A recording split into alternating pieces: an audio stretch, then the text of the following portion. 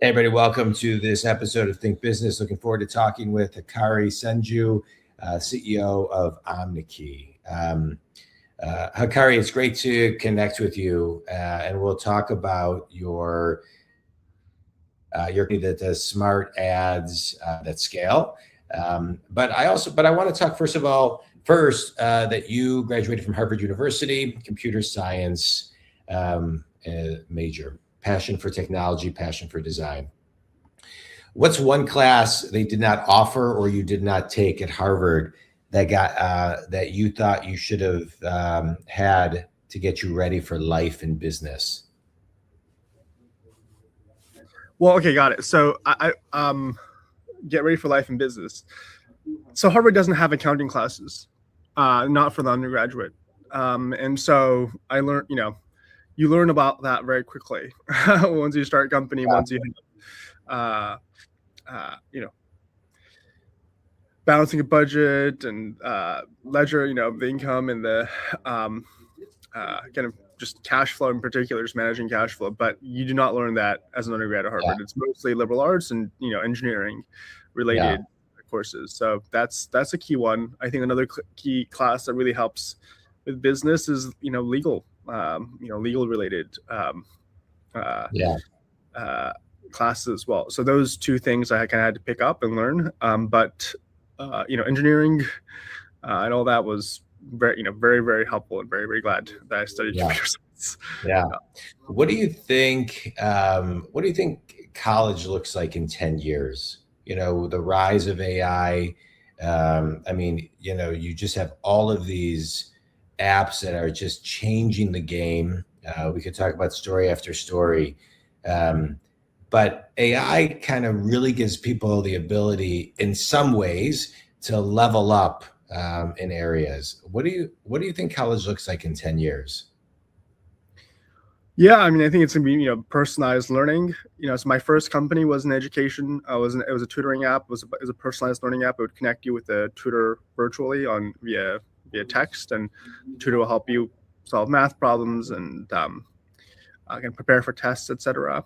And at that point, it was more about connecting a student with a personalized tutor who would kind of create a course and lesson for you. But now with obviously the rise of ChatGPT and these other LLM-based chatbots in Gemini, learning is totally personalized, and we're going to see more of that, or really kind of an acceleration of that. I think a large part of education for me, particularly when it came to understanding math, was there's these formulas that are on paper, but they really symbolize these very multi-dimensional, beautiful structures, and and I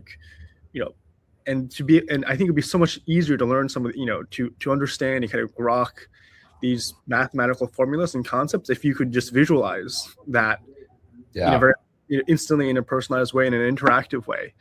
And I think some of the best teachers are like this. They're able to paint this picture of the beauty of physics or math through and kind of paint this picture of how these different forces are interacting and these different dimensions operate with each other.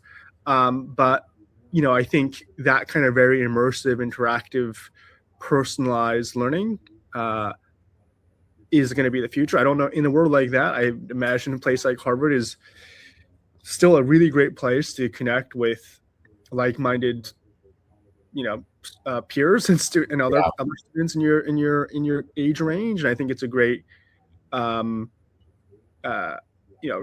ground for certain types of careers. But the actual learning itself is, going to be, really totally different from the way we've, historically experienced learning. Yeah.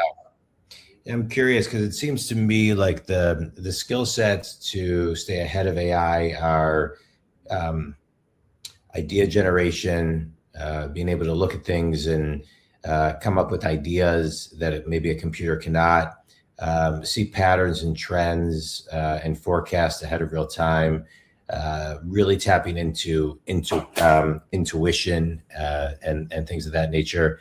So I'm curious to see how curated and custom everything becomes, because in 10 years, I don't think people know what those jobs are actually going to be right now. Well, I mean, 10 years is impossible to predict what happens Yeah. in 10 years. I think generally what was it like super forecasters shows that like 5 years is kind of the maximum that anybody can in some level of accuracy predict the future or so 10 years really It's going to be a different world. Yeah. I mean, it's within 5 years even, I think, you're going to have AI better than the average person, or really even the best expert at almost every single task imaginable. In 5 years, I think AI will be better at almost everything than almost any human. When it comes particularly to digital or intellectual or work, and possibly and then also through machines and robotics, like through physical work as well. So I definitely think within 5 years, AI will be better at almost everything. Yeah. That said, I'm sure there'll be areas where humans will continue to be important in terms of work, and there'll be constraints related to human labor in 5 years. But totally unimaginable in terms of what some of those things may be, or where how society will look like in 5 years. Yeah. Let's talk about a little bit. I agree. Let's talk a little bit about your first startup. It was called Quick Help, an on-demand tutoring app. So you graduate college, I'm assuming, and you start this company? I started this company in college. Okay, you started it in college. And so, talk a little bit about, you talked a little bit about accounting and things of that nature. What were the two biggest lessons you learned about doing a startup? Yeah, so I went through two incubators in college. Well, I went through so I started two venture-backed companies in college, actually. So one was an app, was like a social app. It went through an incubator, by a pretty established venture capital fund in New York. That's where I learned about how to pitch, how to quickly build a prototype that you can present, how to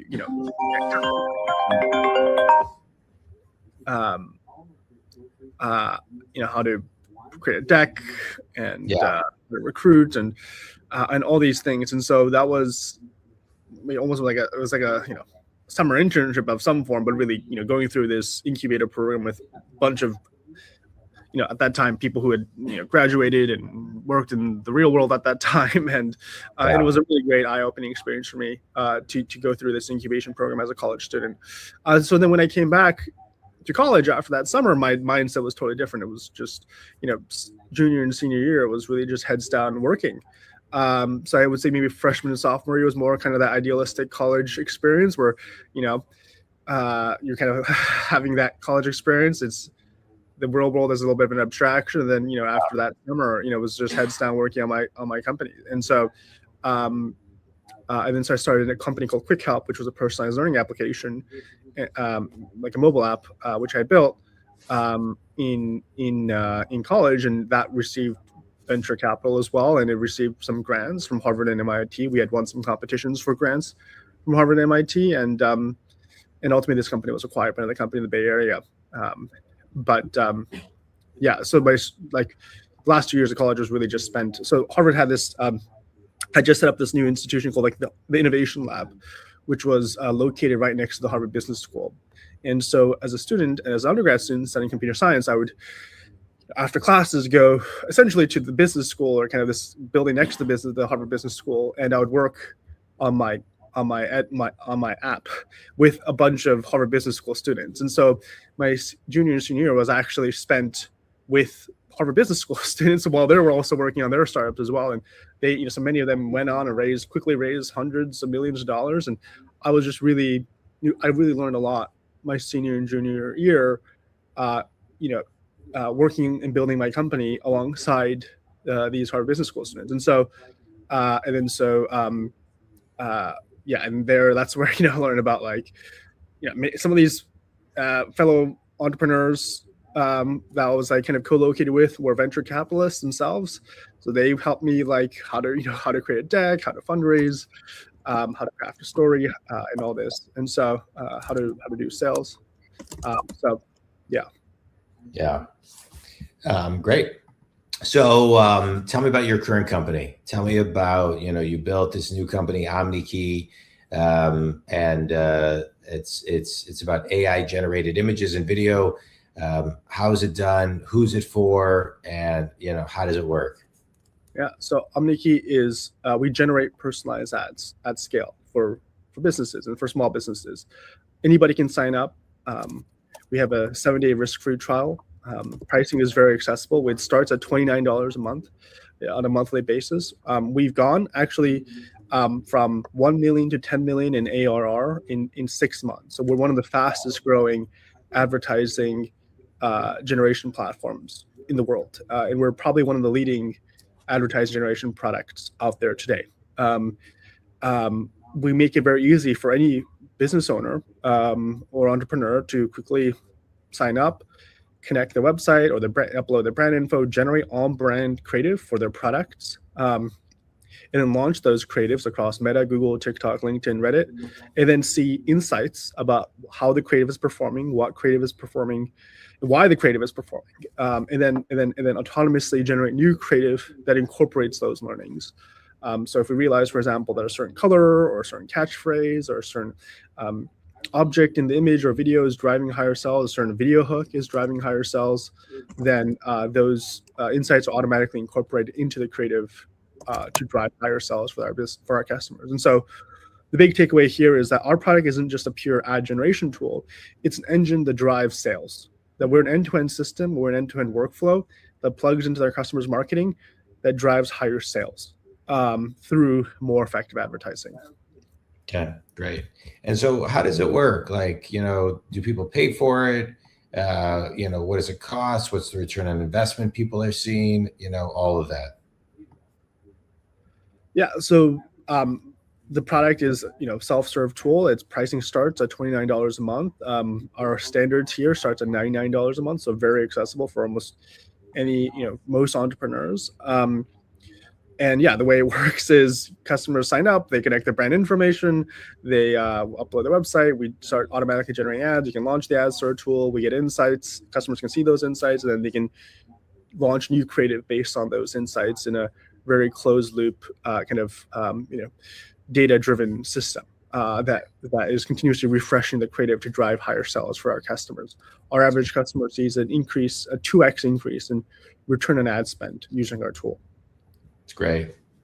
Ads are, what makes a good ad today? It's like, people have low attention spans. There's so much noise. What makes a good ad today?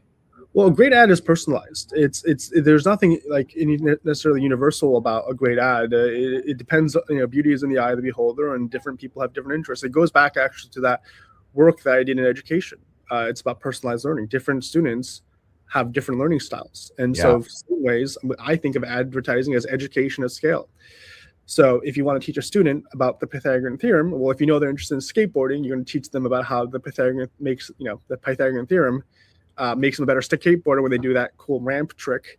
And likewise, if I'm trying to sell shoes to that person who's interested in skateboarding, I'll tell them how these shoes make them a better, skateboarder. And so it depends on the person's interests and their worldview and what kind of objects and elements and society they trust and people they trust. And then you kind of have to craft a personalized, figure out the right messaging in the right context for that messaging to really earn that consumer's trust, to ultimately just have them make a purchasing decision.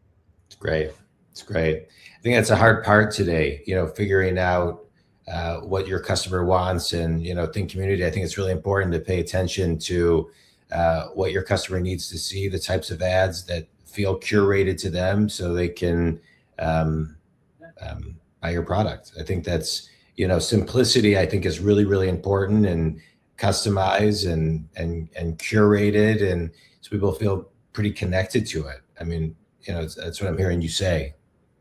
And it's not just one creative. It's right. You generally need 7 touch points for somebody to make a purchase decision. So every single creative, you don't want to show the same. You definitely don't want to show the same, random creative 7 times, but you want to show not only one personalized creative, but a sequence of 7 novel new creative that drives that consumer through that purchase decision. So maybe first time you're getting their attention, second time you're informing them a bit more about the product, third time you're showing a testimonial, fourth time you're showing a product demo, and you're taking that consumer through that customer journey, so that by the seventh impression they feel like not only that the company understands them and their problems deeply, but that their product can solve the customer's problems, in the most effective way. I love it. Yeah, it's great. Congratulations on a great company.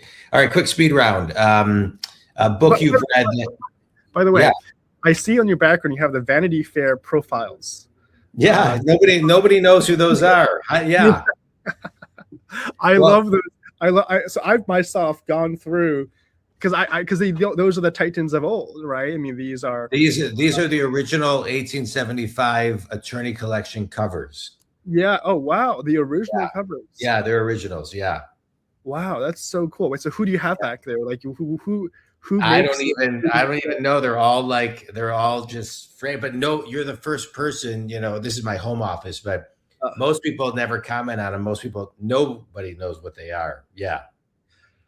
Look, I'm also a history. I'm a computer scientist, but I'm also a history buff, and I feel like you can learn so much from studying entrepreneurs and history, and so I also went down the rabbit hole of like looking at all those Vanity Fair profiles, and be like, well, who were the titans of their day, and these are famous statesmen or famous business people, and then kind of going, it's like, oh, who is it? I've never heard of this person. Then kind of reading the Wikipedia profile. So I've done that. I think it's and their vibe too is just like each one of them has such a cool. Yeah. It's funny you say that. I think what I'm going to do based on, and I've been these have been in my home for a long time. I'm going to chat GPT. I'll take a picture of all of them and find out. Yeah. So I'll email you. I'll email you a picture.